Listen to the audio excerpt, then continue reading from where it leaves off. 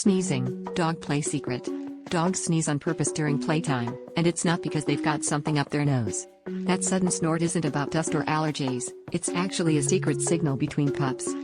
When dogs are wrestling or chasing each other, a quick sneeze tells their playmate, "Hey, I'm just having fun." It's their way of saying they're not being serious or aggressive, even if the play looks wild. This little sneeze acts as a playful disclaimer, keeping things friendly. Researchers have watched dogs pause mid-tumble to sneeze, then dive right back into the action. Puppies and adult dogs both use this move, especially during high-energy games where things could get confusing.